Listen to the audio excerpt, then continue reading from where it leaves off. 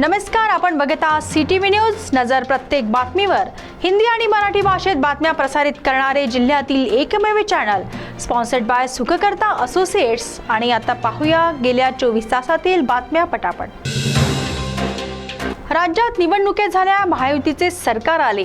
राज्याचे नवे मुख्यमंत्री चंद्रपूर शहरात गाजावाजा करीत येऊनही गेले. पालकमंत्री नियुक्त झाले. मागील आमदार दुसऱ्यांदा आमदार झाले, परंतु चंद्रपूर शहरातील वाहतुकीचा विळखा सोडवणार कधी, असा प्रश्न सर्वसामान्य विचारत आहेत. अमृत योजना आणि गटार योजनेच्या नावाखाली शहरातील रस्त्यांची जी दशा करून ठेवण्यात आली आहे, त्यामुळे चंद्रपूर की धूळपूर असा प्रश्न सर्वसामान्यांना पडला आहे. महाराष्ट्र आणि छत्तीसगडच्या सीमेवर नक्षल्यांचा खात्मा करण्यास पोलिसांना यश आले असले तरी गडचिरोली जिल्ह्यातील कोरची तालुक्यातील माजी सभापतीची हत्या करून एक प्रकारे नक्षल्यांनी पोलिसांना आव्हानच दिले आहे. माजी सरपंचांची हत्या करून एक पत्रकही नक्षल्यांनी काढले आहे.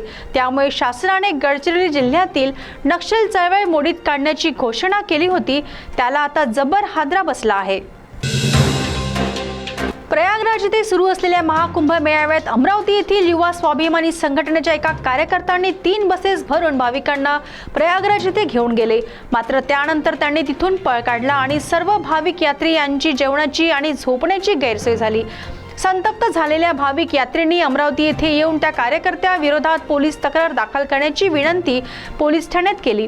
परंतु हा कार्यकर्ता राणा यांच्या जवळचा असल्याने पोलीस त्यांची तक्रार घेण्यास टाळाटाळ करत होते. सूरज मिश्रा असे या कार्यकर्त्याचे नाव असून त्याच्या विरुद्ध फ्रेझरपुरा पोलीस ठाण्यात गुन्हा नोंदविण्यात आलाय. तिकीट घोटाळ्यावरून आधीच चर्चेत असलेल्या ताडोबा प्रशासनावर पुन्हा एकदा प्रश्नचिन्ह निर्माण झाले आहे. पर्यटकांकडून एका जिप्सीकरिता 6,000 रुपये निर्धारित असताना एका पर्यटकांना 2 जिप्सी केल्या. त्याची एकूण रक्कम 13,200 होते, परंतु त्या पर्यटकांकडून वन विभागाने 20,000 रुपये उकळण्यात आल्याची घटना समोर आली आहे. एकीकडे ईडीची चौकशी सुरू असताना पुन्हा येथील अधिकारी हा प्रकार करण्यात धजावतात कसे, हे एक कोडेच आहे. विशेष म्हणजे या सफारीकरिता आमदाराचे शिफारस पत्र सुद्धा जोडले गेले होते. राज्यात स्मार्ट मीटर लावणार नाही हे निवडणुकांपूर्वी महायुती सरकारने जाहीर केले होते आणि त्याचा पुनरुच्चारही सरकार आल्यानंतर केला. परंतु अनेक ठिकाणी असे निदर्शनास येत आहे की जुने वीज मीटर काढून सक्तीने नवीन प्रीपेड मीटर बसविण्यात येत आहे. या विरोधात यवतमाळ जिल्ह्यातील सर्व तहसील आणि विद्युत वितरण कार्यालयावर भारतीय कम्युनिस्ट पक्षाच्या वतीने प्रचंड मोर्चे काढणार असल्याचे कॉम्रेड अनिल हेपट यांनी पत्रकार परिषदेत सांगितले. महाराष्ट्र राज्यात परिवहन महामंडळाने शिवाय इलेक्ट्रिक बस सुरू केली.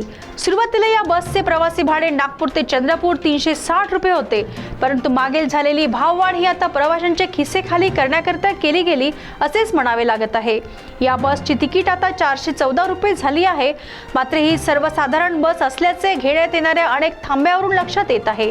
याच कारणावरून प्रवासी खासगी वाहनांचा वापर करीत आहेत आणि शासन म्हणते ST महामंडळ तोट्यात आहे. यवतमाळ जिल्ह्यातील वणी शहर म्हणजे पोलीस अधिकारी यांचे करिता पर्वणीच. वाढती गुन्हेगारी, वाळू तस्करी, हत्या, दरोडे यांनी हे शहर गाजलेले.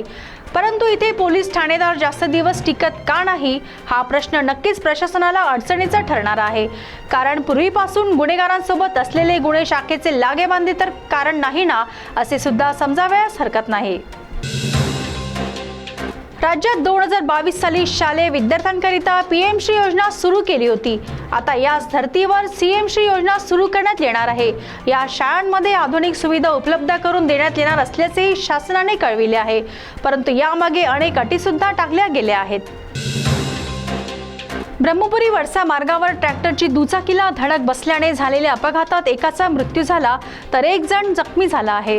ही घटना 31 जानेवारीला सायंकाळी 7:30 वाजताच्या सुमारास घडली असून सुमित उंबरकर राहणार गडचिरोली असे मृताचे नाव आहे.